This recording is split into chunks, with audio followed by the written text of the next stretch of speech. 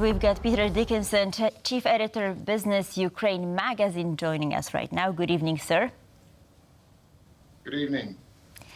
So let me ask you about the actual aid that Ukraine has received recently. For instance, NATO has pledged this $43 billion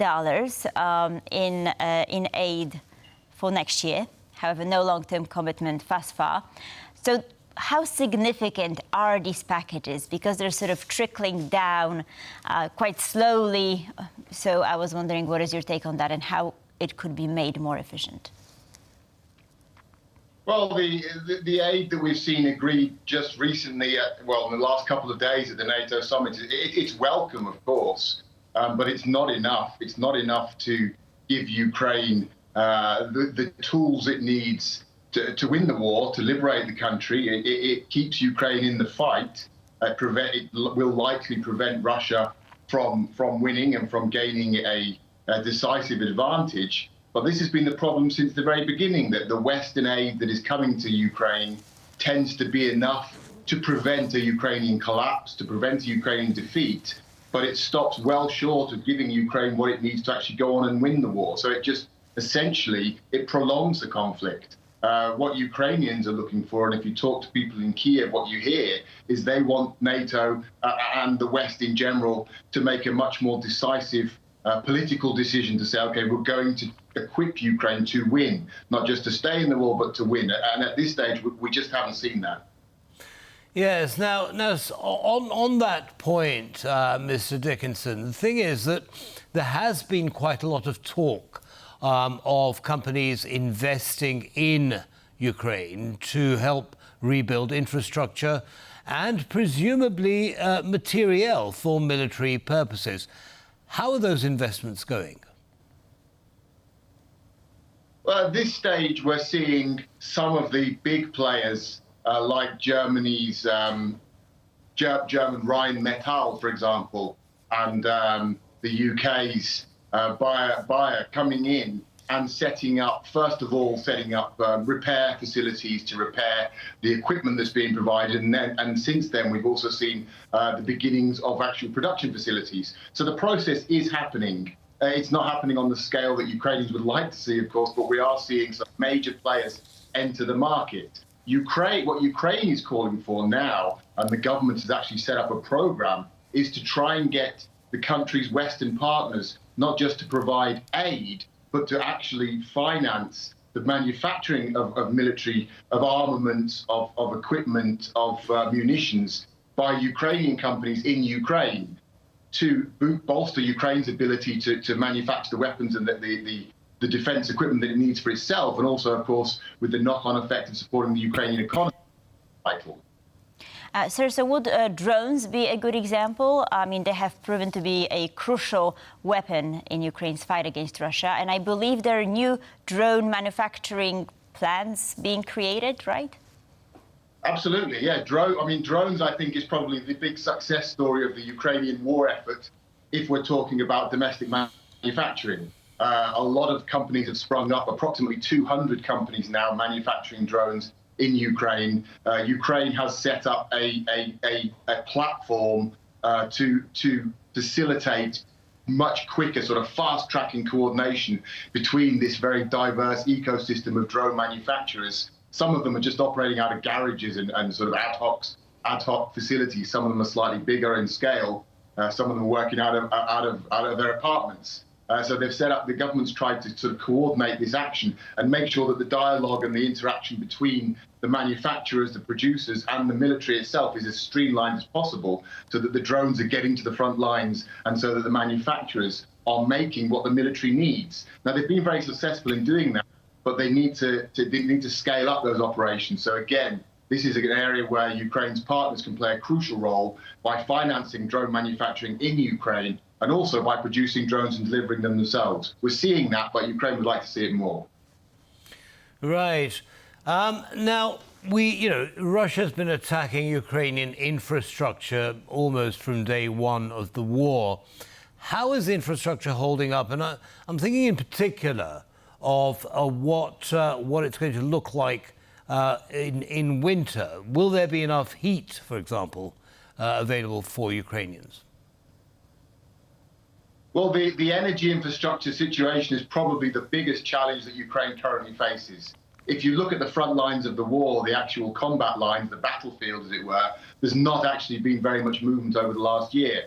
That's not to underestimate the scale of the fighting. The fighting is very fierce, but we're not seeing big gains on either side. The big shift we have seen over the past 6 months has been Russian strikes against Ukraine's energy infrastructure. And to put this into context, we're talking about the destruction of around half of Ukraine's pre-war energy capacity.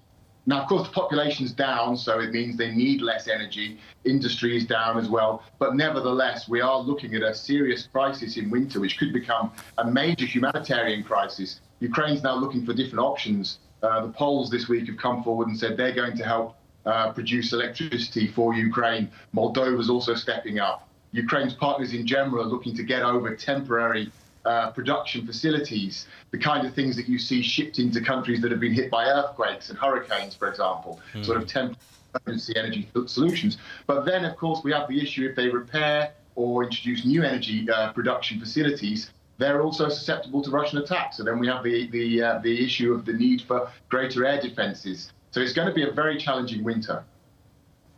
Right, so we've been discussing these military aspects, but you're the editor-in-chief of Business Ukraine magazine, so let me ask you about Ukrainian economy. How is the economy doing? There have been some lines of support from, for instance, the EU, right, the tariff exemptions, but would that be enough? What is needed? Well, the business community has responded with incredible resilience to the invasion over the last 2.5 years. They've been faced by the immediate challenge of the war itself, of the front lines of occupation. There's also been massive disruption to logistics. We've seen the Black Sea ports blockaded. There've been issues about transporting goods out of the country via road and rail. And there's also major manpower shortages. Many men have been conscripted into the army. Many people have left the country as refugees. So an incredible amount, sort of perfect storm, as it were, of challenges. So in the context, I think the business community has fared very well. But of course, the damage is severe. Many industries have been hard hit and are very low functioning now. Some areas are functioning better than others. I would say I think retail has stood up very well. The IT sector's done very well. Agriculture's proved very resourceful. If you talk about the needs, I think the biggest priority now is, of course, simply to win the war. But beyond that is to get insurance, to be able to offer insurance so that companies have the confidence to invest. At this stage, it's very difficult to persuade companies, either those who are here or those who may wish to enter the market, to invest in Ukraine, because the investment is so high risk given the amount of bombing we're seeing from Russia. So insurance and war insurance is a really big issue. Yes. Now, staying with the economy there, Peter, how are the exports of grain going for Ukraine? Is it getting any foreign exchange in? Yes, we're not at pre-war levels, but we are at highs since the war began. To put it into a sort of chronological context here, when the war began, Ukraine's grain exports were cut down to a bare minimum because the Russians blockaded the Black Sea ports where the majority of grain was always shipped. Now, initially, Ukraine was able to find workarounds there. Then in the summer of 2022, we had the UN brokered a grain deal with Russia and Ukraine. That was a partial solution, but it didn't really cover everything. It soon became clear that Russia was not prepared to play ball, that Russia was going to look to sabotage that. And sure enough, last summer, Russia withdrew from the deal. So then, at that point, it looked like we were back to square one. However, since last August, so almost 1 year ago now, Ukraine has been able to unilaterally reopen merchant shipping from the southern ports in the Black Sea. So that's Odessa primarily, and the ports around Odessa. They are responsible for the vast majority of Ukraine's agricultural exports and grain exports. Now, that's been one of the big successes of the war, Ukraine's ability to push the Russian Navy back on the Black Sea using drones and free up those shipping channels. And we're now coming close to pre-war levels. They're still down on it. Of course, some farmland is occupied, others is mined and damaged, but we're getting towards that level, and that does give Ukraine an absolutely vital economic lifeline. Wow, this is truly impressive.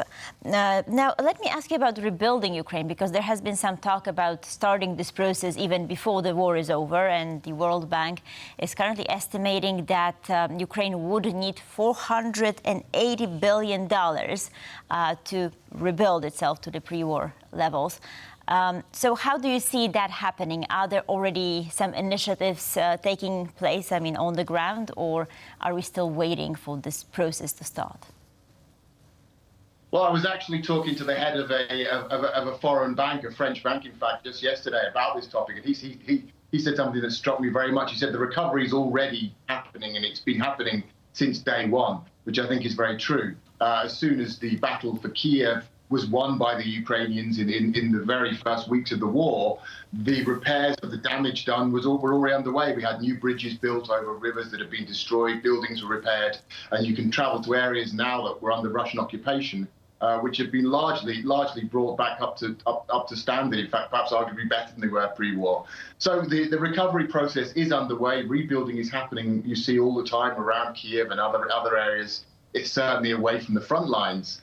But this is all quite localized. The big rebuilding project, which is going to be on a massive scale, as you mentioned, around $500 billion, it could be more. That's going to actually have to wait until hostilities are over, because the big money, the billions and billions of dollars, is not going to come in again while there's still hostilities on, because of the huge risk involved. So I think we have to get to the point where Ukraine is secure, or where the hostilities are definitively over, not just a ceasefire, but a peace of sorts. And then we'll see very large money coming in from international donor organizations, from partner countries, and hopefully from the private sector as well. But I don't think that's going to happen until we get to a point where they feel confident that their investments are not just going to get vaporized by the next Russian missile strikes.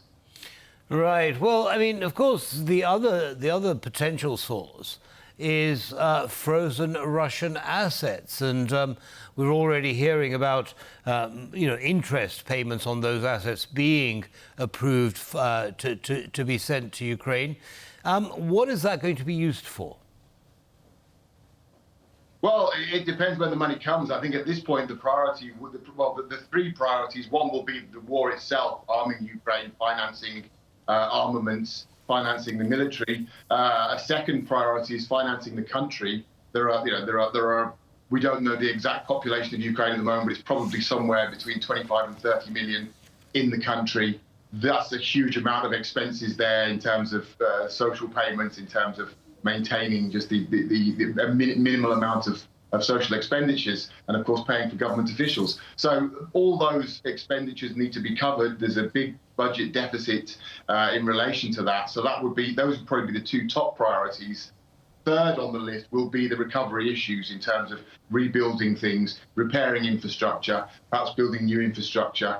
Again, and that is also ongoing. We have them working on new railway lines, for example, now to connecting Ukraine to the EU with EU gauge railway lines, for example. So these things are going on, but the top priorities are, again, I stress, the military itself, and also the running of the country, the maintaining of the social spending.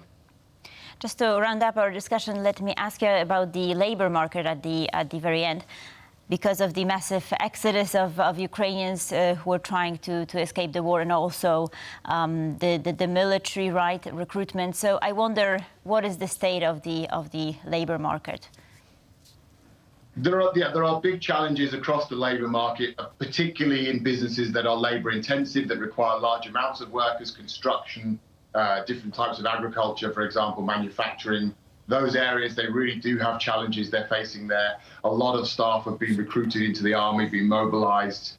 Other staff members who have left the country and don't want to return at the current state, given the uncertainty in the country, or are staying with their families outside Ukraine. So it is very challenging to find staff in more specialized environments, in areas like IT, in management positions.